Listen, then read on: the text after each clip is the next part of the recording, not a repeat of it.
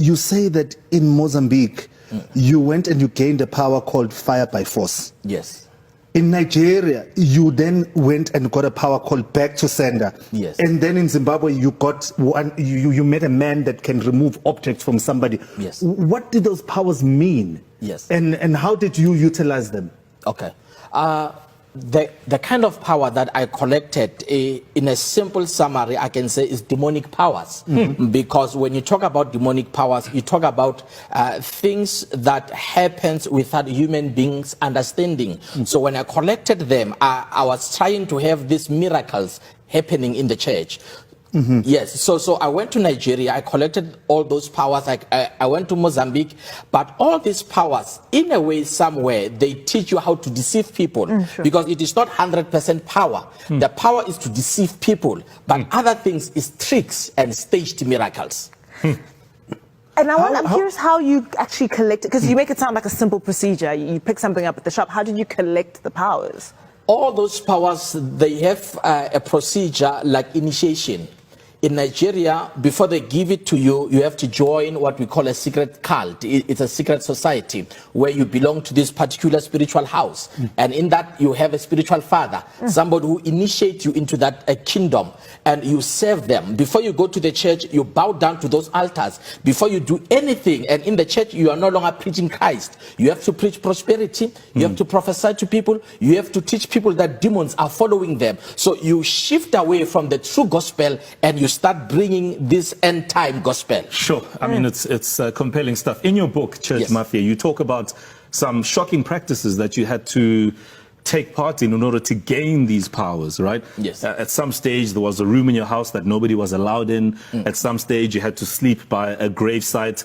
When you look at it all in hindsight, your journey, at what point did you realize that perhaps I have gone beyond the Rubicon, that I've taken it too far?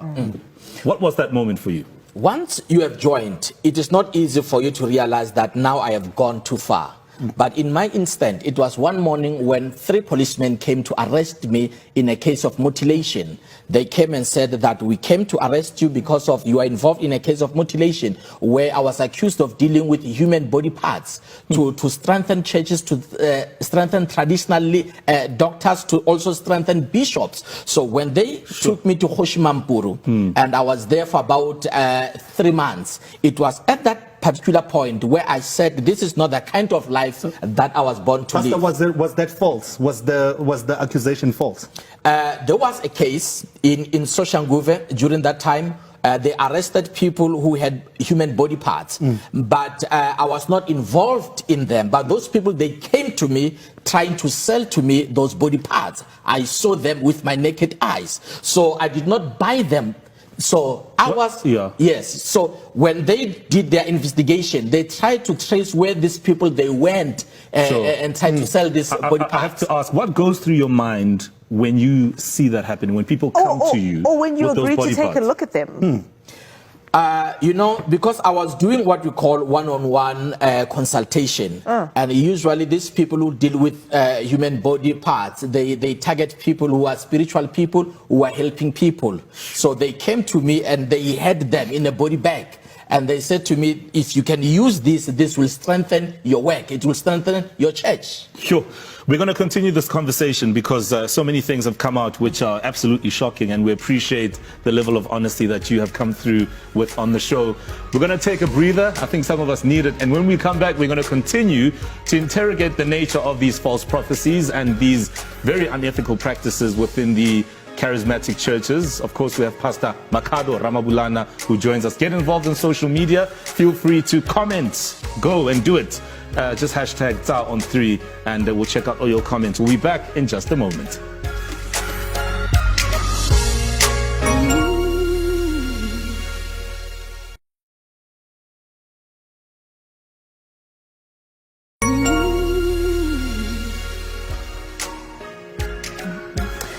We're still with a trending essay right here on SABC3, and of course we're still in conversation with Pastor Makhado Ramabulana. He's the author of Church Mafia, and we're essentially breaking down the goings-ons, the nefarious ones that can be found in some charismatic churches. Now, Pastor, we need to, just for people's education, and just to open up the eyes a little bit, could you tell us, you mentioned earlier on before the break, fake miracles being performed in church, and the fact, stage miracles rather, being performed in some churches, and the fact that you are taught how to commit these fraudulent miracles. What should people be aware of? And maybe you can even start by telling us how some of them are done. Okay. When we talk about a staged miracle, we talk about what is organized. Number one, when a pastor says that tomorrow there will be a miracle, when you talk about a miracle, it's something that should shock even the pastor. But if the pastor is aware of what is going to happen, it's no longer a miracle, it's staged and arranged. So in most of the time, they organize people on the wheelchair, they give them money, they come sit on the wheelchair. So before that day, the pastor will talk about the kind of miracle that will be happening on that night. So they know particular, we've got people that will be seated on the wheelchair. And we also have this stage miracle of miracle money. Usually before the church starts, they call people who are in the church to come on the stage for what we call a chain prayer. And while you are here, some of the ushers, remember, the pastor does not work alone. It's a mafia, it's a syndicate in the church. So they work with the ushers, they work with those, the car guards outside. So once people are here in front, those ushers, they will insert money in people's bags as we are praying, closing our eyes. Now, when the prophet comes on stage, he says, there's a miracle money, check your bags. Once you open your bag, you will see the money and you don't know where that money comes from. It was arranged. In other instead, they collect information. Once you sit in the church, those ushers ask you, where do you come from? What's your name? What's troubling you? So they collect information, they send it through WhatsApp to their pastor. So that is the reason why most of these cult pastors, they come to church late, because they have to receive data first, the data that they will use to prophesy people. Once they have gained, let's say 20 people with information, what is troubling you, they come on stage, they've rehearsed your name, and when they call your name, especially our brothers from outside the country, they speak as if they don't know how to pronounce your name, so you think it's authentic while it was organized. So this is like a play, it's like a stage play. Yes. Okay, so what was the turning point in your life? What made you go, I'm done? My background as a pastor's kid who looked up to his father, who have been in the ministry all along, being authentic to God, it became a voice that spoke to me and said, this is not the kind of life that you should live, because once you have joined, you are living a secret life. You are in a secret society. You hide things. Yes. In your book, Church Mafia, you also speak about keeping all of this a secret from your wife, the congregation, apparently your wife not really buying into this dark way. I mean, take us through that moment, that part of your life as well. I lived a secret life for some time because of even my trip to Nigeria. I had to lie. And even the room where I had to put all these spirits, I told my wife not to enter there. Before I go to church Saturday night, I have to go into those spirits, to speak to those altars. So all along, I lived a secretful life. But there are others, they join with their wives these days. What was in that room that you hid in your house?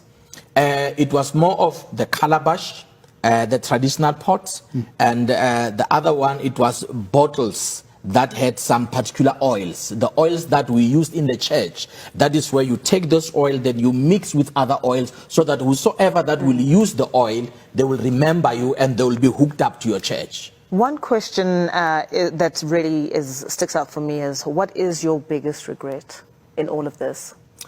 My biggest regret is how I deceived people. How, if you do something knowing it is not okay by itself, it's deception. How I lied to the body of Christ, how I lied to South Africans. And that is the biggest regret. But on top of that, I said to myself, I will be a voice to warn others. And even the same people that I have deceived, I had an opportunity to go back to them and close the church and tell them, you need to go and look for the true church. Okay, and where can people get the book, Pastor? The book, people, they can get it online. It's available. Maponya Mall is available. Exclusive books is also available, and also on social media. Thank you so much, Pastor, for coming through and sharing your knowledge with us. Thank you so much. Appreciate it. Thank you. And that's how we wrap up tonight's show of Trending SA. Join us again tomorrow when we unpack some of the biggest trends that made it into our timelines this week. And later we are joined by an award-winning chef, Chef Siba Mtungana.